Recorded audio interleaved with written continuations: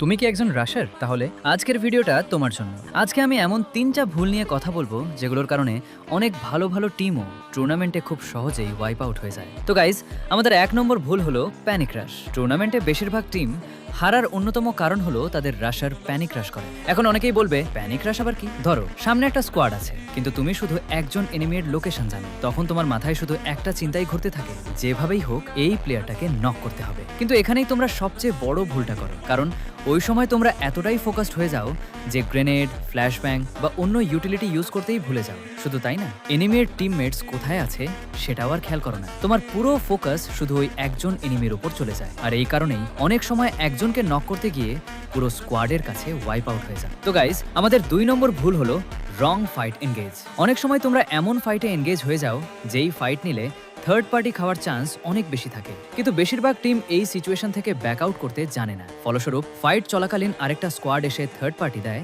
আর পুরো team wipe out হয়ে যায়। তাই মনে রাখবে, সব ফাইট নেওয়া স্মার্ট প্লে না।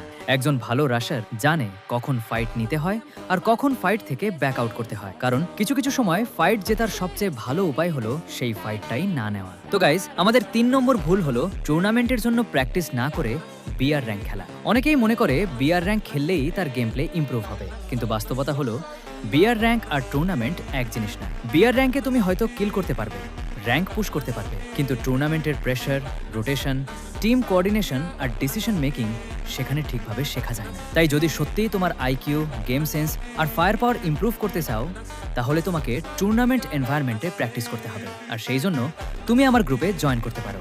এখানে সম্পূর্ণ ফ্রিতে টুর্নামেন্ট খেলতে পারবে, শুধু প্র্যাকটিসই না, উইনার হলে প্রাইজও পাবে। গ্রুপের লিংক বায়োতে দেওয়া আছে।